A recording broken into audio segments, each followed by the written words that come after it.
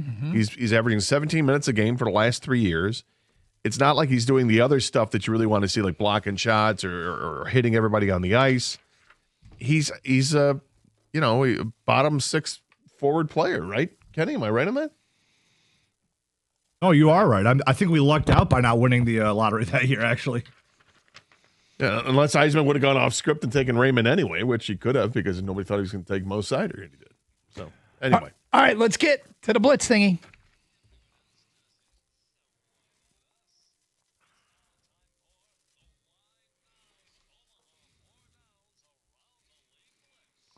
Heads or tails? Tails. It is a head. Let's see. Which questions do I want to answer first? I will defer. All right, here we go. Gator, you're first, man. I don't know if you... I'm fine. It's Okay. scared money don't make money. Oh, here we go. Shots fired. Let's go. Question number 1. New England Patriots owner Robert Kraft said this week, well, we all already suspected that the NFL is going to end up going to 18 regular season games, replacing one of those preseason games, and then every team also is going to get a mandatory international game. It's inevitable or not, guys. Are they going to eliminate preseason altogether? Well, we eventually have a 20-game NFL regular season. Well, there's some of this I can get on board with. The 20-game regular season schedule, no, I'm not on board with that. Have you noticed any injuries in the NFL? And you want to increase the opportunities for those? So I sure hope they don't go up to 20. Leave it at 18 where it is. If you want to reduce the number of playoff games or preseason games, if you want to reduce that to 0, I think that could be a mistake. Although maybe the new hotness will just be we're going to have joint practices, and maybe you have a joint practice on your field and you have fans come to it rather than just a practice field, but you actually have it at Ford Field. Like, hey, Lions and Chargers are practicing today. It's 7:00 at night at Ford Field. Be there. Because those practices, the joint practices, you get way more out of them than you do the preseason games. As far as the international game is concerned, I mean, that's the direction they're going. I don't love it, but I mean, if they're going to grow the game outside, that's how you do it. Anytime there's discussion about a change to the league, you go, okay, so let's see here. They want to make more money, and that's obvious, and that is what is behind all of this. And I don't think fans are anywhere close to walking away from the game. But if I were the players' union, I would be in the oh, hell no category. And in fact, if I were in the players' union, I'd be lobbying to go back to 16. You know what hurts? Injuries hurt. It's not just that you lose the player. The player has to deal with pain. And the wear and tear on the players is becoming more and more evident each and every year. Last year, the final total of players on injured reserve for the Arizona Cardinals was 32, and it accounted for $42 million in salary. That's $42 million of paid to players who aren't playing. I would think that would bother the owners more. Now, that was the highest total. The Lions were second with 28 players on injured reserve, tied with the Giants. But I don't, is anyone looking out for the game? And no, fans aren't close to walking away, but there's no question in my mind that the short turnarounds, the Thursday games, the more games is impacting who is on the field. 3 types of pain from Doug: physical, emotional, and financial. Doug, you ignorant slut. The players have co-signed on this. They're going to co-sign on the 18 games, and eventually, because I've been saying it forever, the NFL only cares about money. They're going to sign off on a 20-game season as well. I don't like it. You don't like it. The players say they don't like it, but they continue to sign off on it because they make more money as well. Robert Kraft also said in the interview that this is how they keep labor peace between the two sides because they're all getting more money.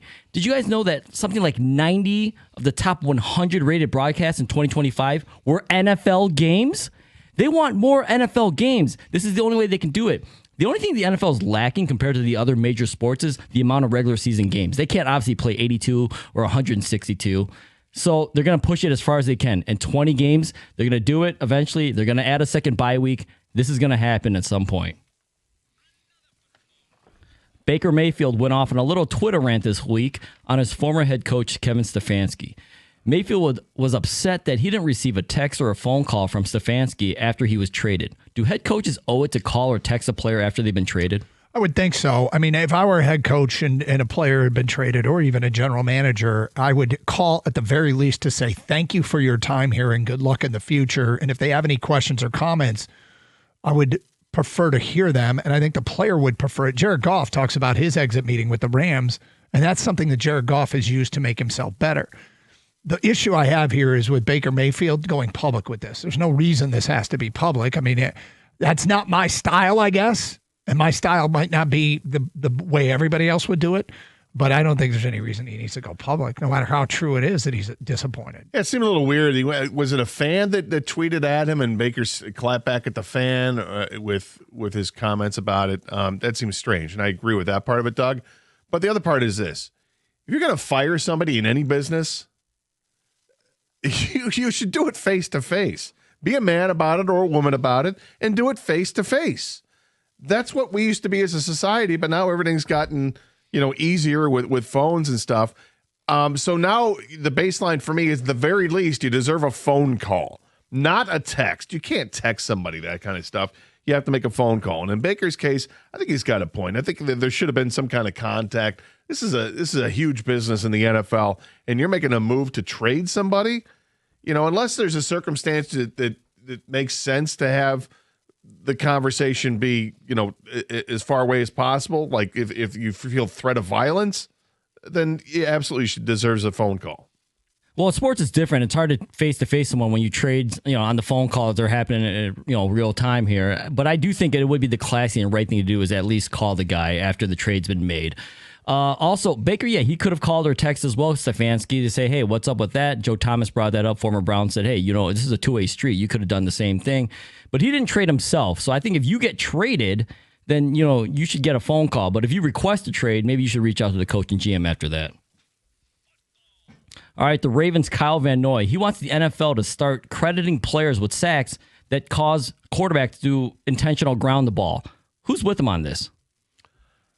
I think I am. Yeah, sure. Why not? I grew up loving stats, collecting football cards as a kid and looking at the back of the card and seeing all those numbers and looking at that. Wow, that's awesome.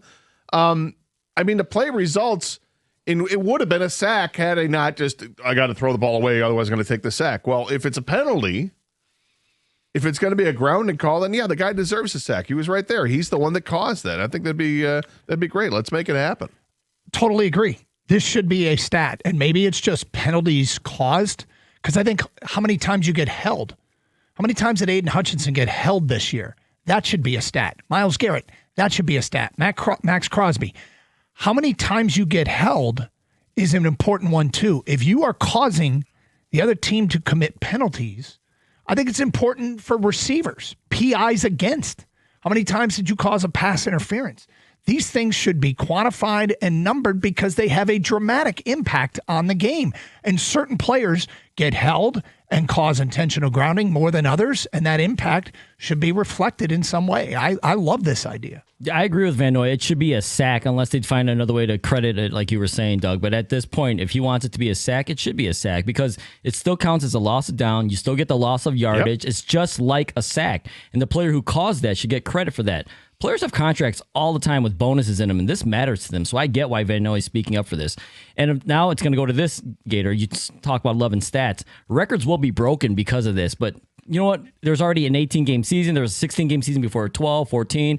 I think there's going to be a 20-game season. So records are going to fall no matter what. All those things are kind of flawed anyways. And if Lions fans can remember back to 1978, Al Bubba Baker had 22 and a half sacks that year, or maybe 23 and a half sacks that year. But it was before they really started keeping track of the stat. He should be the record holder. All right, if the Broncos' backup quarterback, Jarrett Stidham, leads them to become the Super Bowl champions this year, should he actually enter the 2026 season as their starter? He should be traded, is what he should be done. Like you have Bo Nix, who's going into his third year and turned himself into one of the top 10 passers in the NFL. Jarrett Stidham has had every chance to win the job, and Bo Nix is their guy, and they should move forward with Bo Nix, and they should try and take the asset and either turn it around or he will be the backup next year in Denver. Look, if Bo Nix isn't healthy enough to start the season, then that's how Stidham becomes a starter. But to Doug's point, trade him. He's got a year left on his contract. He's not making a ton of money at this point.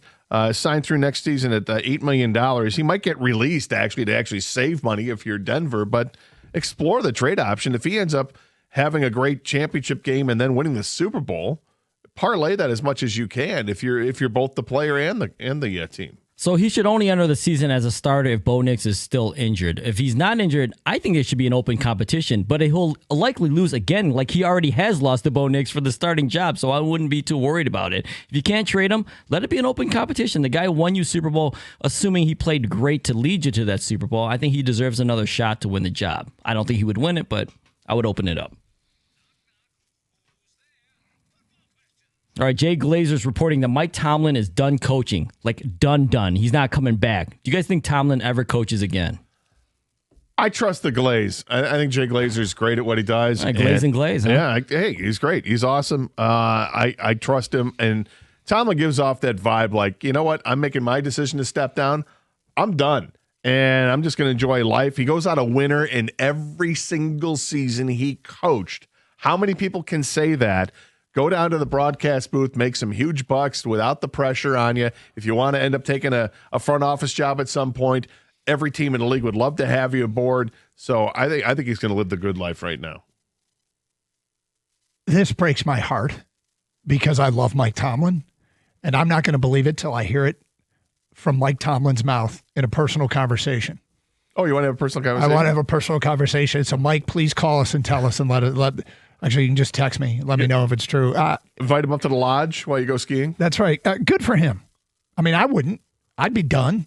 I mean, I love Mike Tomlin, but I'm not wired like an NFL coach. I think it's really hard at his young age to walk away and just put that part of your life behind you. I can't believe that this is true. So when Mike Tomlin started, he looked like a young Omar Epps. Now he looks like an old, beaten down Omar Epps. He's done, guys, all right? What he just coached this past year with Aaron Rodgers, I know they all said they liked it, but he looked like he just left a darkness retreat. I think he's going on to a sunny retreat. It's called retirement, Cancun. Enjoy it, my friend. And this is how Steelers coaches do it, right? Once they're done, they're done. They're done. Cowher never came back. All right, last one quickly. Some controversy in the playoffs this year on what a catch is. Are you 100% sure you know what a catch is in the NFL? I am not at all. I mean, the thing about replay is you do get to slow down and go frame by frame and find a line of delineation. And when I watch that play at the end of the Buffalo-Denver game, I see a receiver with possession of the football, a knee down, being touched by an opponent, which I think is the line of delineation and should be the end of play. And when you start getting into the survive the ground stuff and it got ripped away after his knee was down with possession and touched, I think you're getting into interpretation of something that doesn't need to be interpreted. I have no idea anymore. No idea. The only surprise in this play is that it didn't happen to the Lions. That is surprising. Can you ask the question if I'm sure what a catch is? No. And neither is the NFL nor the officials. I think there's always going to be some subjectiveness to it to a point. It's hard to articulate what is a catch, particularly when you get under difficult circumstances like you saw at the end of that game. I thought they got it right. Doug and I will disagree on this, but it's okay. I'm not mad at him. I'm pretty sure he's not mad at me because this is a rule that's really hard to define in certain situations, and that was one of those. How is it so hard to define, right, guys? Because I agree with you. I don't know what an NFL catch is. It shouldn't be subjective. We should all know what a catch is. But honestly, it's up to the ref at the time and who's looking under the review, all that stuff. The problem is the conspiracy theorist in me feels almost like the NFL likes this. They like the drama. They like the controversy, people debating. No publicity is bad publicity, right? So, but yeah, I don't know what a catch is. And there it is. That concludes the Wide 9 Omaha 4 down around the league blitz thingy.